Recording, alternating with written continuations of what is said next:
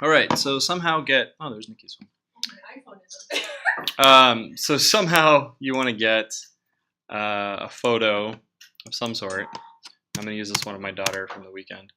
You want a photo on just grab a photo. It can be from your phone. It can be from the internet. I don't care. Bear in mind that the more complicated the image, the more kind of complicated the illustration is going to be. All right. If you want, you can stick with still lives. Actually, maybe the still life is a better idea now that I'm thinking about it. I was reading about Gundam last night. I'm doing a bunch of robot-themed works right now. So let's maybe do a image search. Remember, if you remember from now here's the nice thing. You don't need photos that are gigantic for this. So if you remember from our Photoshop project, we how to do your searches. Just do an image search. Maybe also let's do labeled for reuse. And then we'll just grab a still life. Actually, I kind of like this watermelon one. Sorry about that. I just don't want to miss the call from my wife. It's like, hey, I'm going into labor. I'm like, oh, okay. All right, so yeah.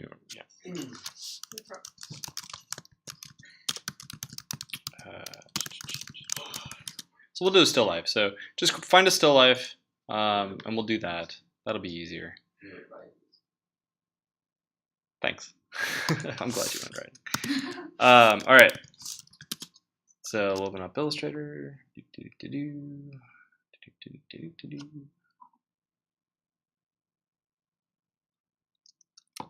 And this is going to be using all of those skills that we have been developing the last week, all right, week and a half, I guess. So we're going to yeah, you can make a new. Yeah, we'll do a new file.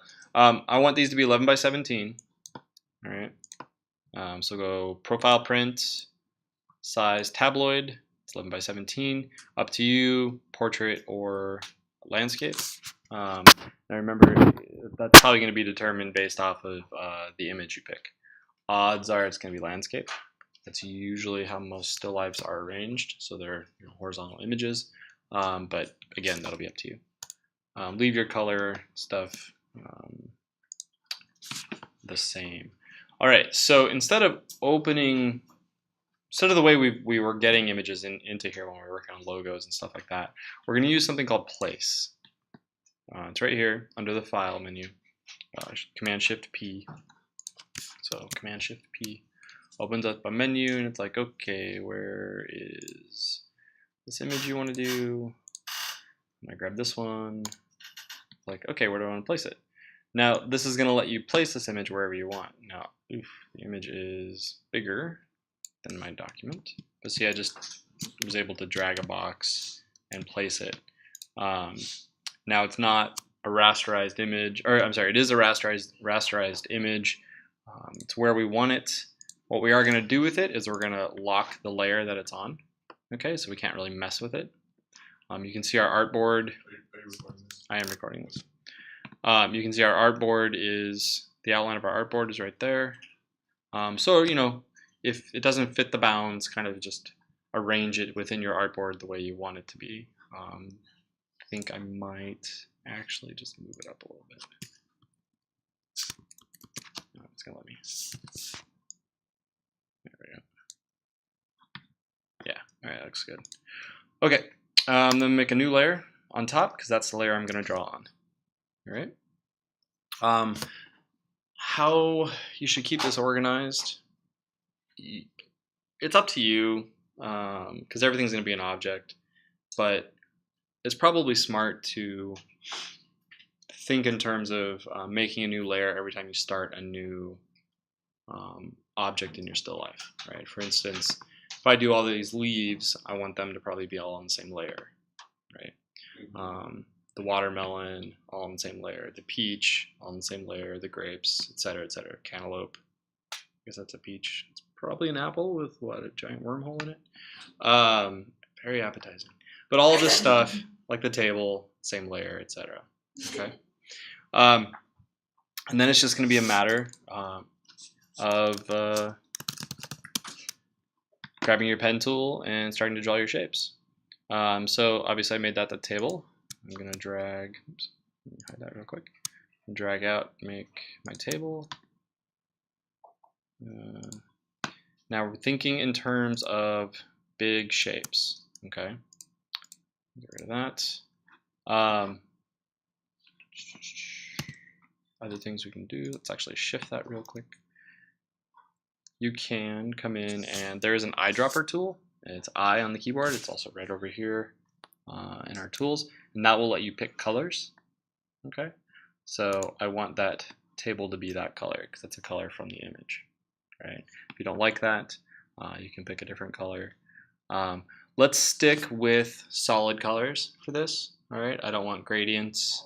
I don't want you to use textures or patterns. Just solid, simple colors. Okay, it is up to you whether or not you want to do outlines, but I'd like to see you try something besides outlines. Right? Okay, so that if, like in this instance, I can't see through that anymore, you can come and affect the transparency of that layer and work with things. This is probably what I'm going to do, is work with most things at around 60%, so I can see beneath it. Right, I can see that bottom layer. All right, so that's one part of my table. I also need the next part of my table, and I could just as easily use the shape tool too, because this is a rectilinear shape. But let me grab my eyedropper tool and grab that darker color. Oh, too dark. There we go. So that's my table. I got my two shapes. If I pull that up, that one is at 100%. If I pull that object and put that at 100%, that is essentially what my table looks like, right? So very, very simple compared to the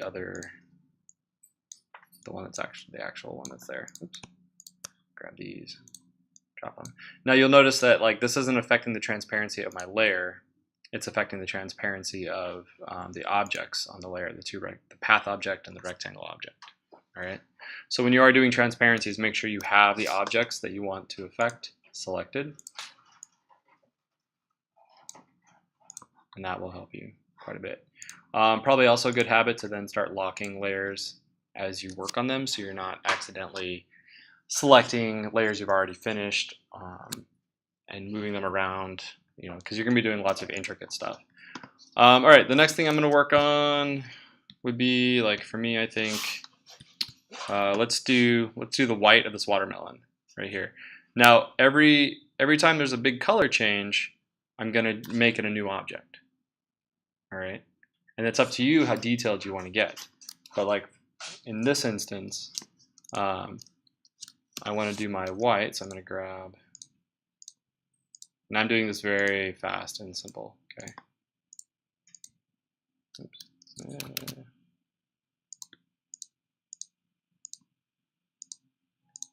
going to grab this color. I'm going to escape out of my tool just so I can switch to the stroke so I can see the rest of it.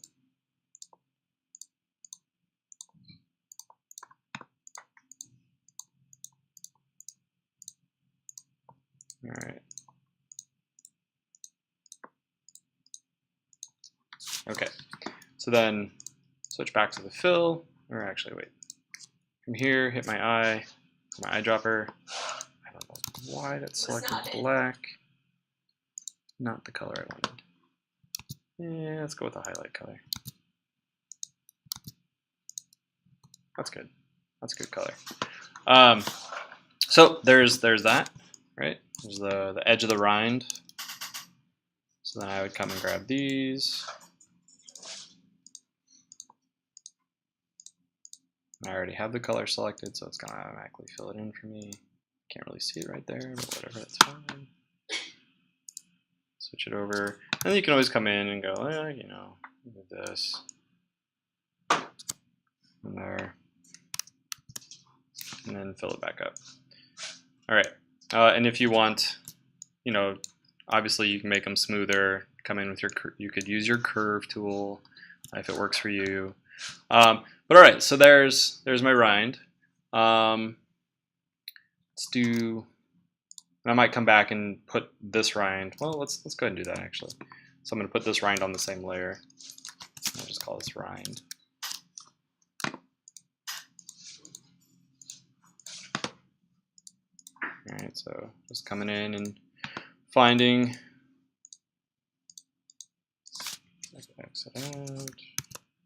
Back to the stroke. I'm hitting Shift X to quickly select, to quickly swap my fill and my stroke. Okay. Using keyboard shortcuts, as hopefully you've sort of found out this last week, does make you a lot faster. All right, instead of having to move the mouse over and select and move, come back. For the stuff you do a lot. I still need to learn. So I'm looking at this right now, and I'm kind of thinking that actually this part of the rind, like there's some noticeably like green here, kind of a light color here, green here, light color here. I'm probably going to break those up and do separate objects for that, just so I can do that color and just have that kind of nice variation. But that's me. You know, I just. I don't want gradients. Well, but see, I want you to work flat so that you can illustrate with flat colors, because it does simplify quite a bit, but you can still do a lot with flat colors. You just have to break them up into separate objects. So yeah, so just thinking about how I want to do this.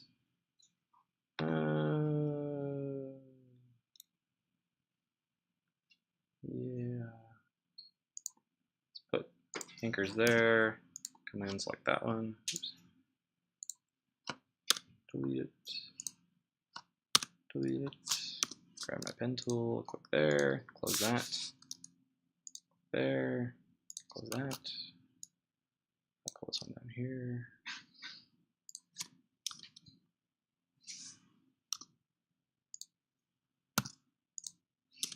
So really just, you know, making your objects. Come up and it snapped to those anchors, but it didn't. It made a separate object, right? Like you can tell because that this green line that highlights the object I have selected doesn't extend into that stroke, but it did snap to it, which is nice. Same with these, because it's already a closed object. It's not going to make it. It's not going to add to the object that's already there, but it does automatically snap to it, which is nice. So shift that. Let's go back to my Shift X to back to there. All right, now here's where we need the green color. I like that. Try to keep your colors uniform. All right. So I got that. That's nice. That works for me. That's pretty much my rind. Although I think I would also cut these parts out and make them part of the rind layer. So we're going to do it. So you see how I mean, does everyone sort of catch on to how I'm thinking about this? Like things that are going to be colored similarly and that are kind of conceptually the same things should be on the same layers. Oops. All right. Grab this color. Grab that color. All right. Cool. Then, you know, another layer. So let's lock that. This layer, though, is going to be the watermelon layer, so I'm actually going to stick it behind the rind layer. And I'm going to do the green of the watermelon. So I'm going to start here. I'm going to go a little faster. Kind of guess where that watermelon is. And then I don't need to be as neat with this layer because it's going to be behind. Grab eye. Oops. There we go. So that's a dark green watermelon. I'm not sure I like that.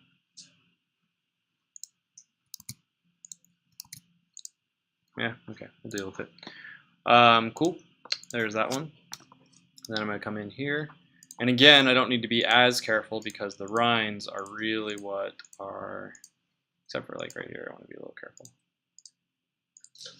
And I want you to be, you know, make cleaner kind of objects. I'm being really rough and messy with my edges.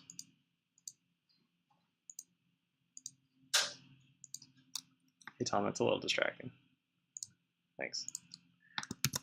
All right. Oh, you know what? Let's give that a different green color because whoa, is there like literally? Is there really a black pixel right there? That's a good color. Something else I would maybe do is I would make. Oh, actually, we'll just do it. I'm going to make a highlight object here, right? Like this. It's going to be a section of highlights. This. It's also going to be a section of highlight.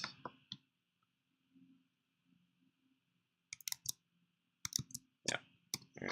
Let's give it kind of nice. Yeah, black. That really is a good color. There we go. Select that one. Give it that color. Select this. Shift X.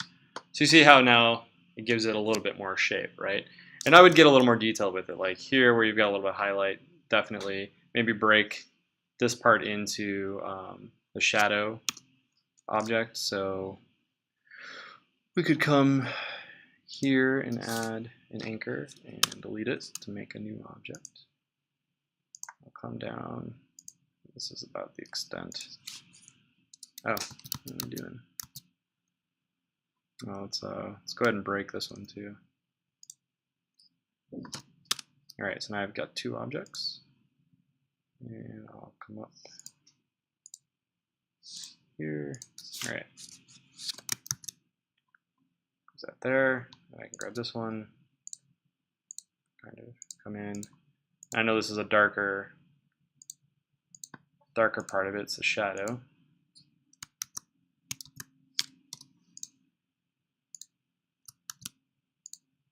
Right. But then of course that needs to sit on top. So do that. I think my transparency got. Okay, it's a little too dark. Oops.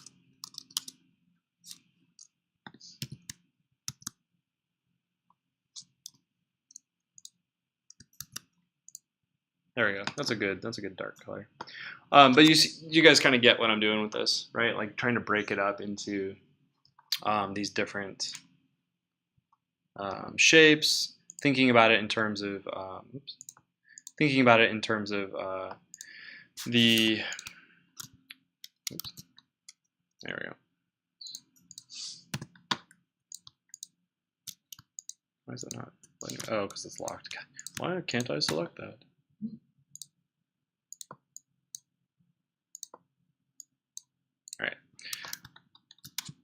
But already, you know, I've been able to make pretty fast work, even though it's pretty rough.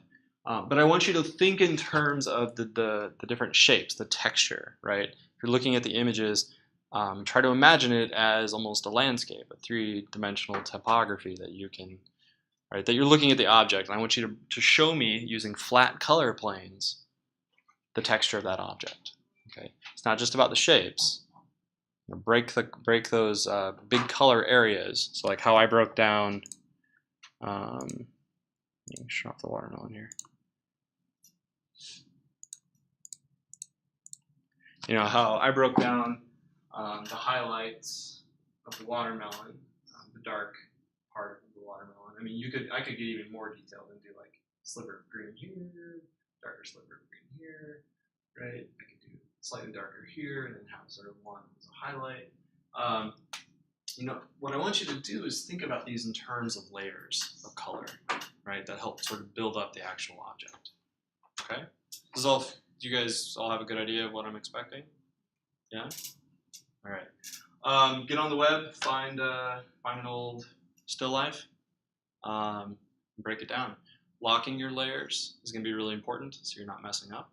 But also making sure that each of these things are on different layers, because layer order is going to matter.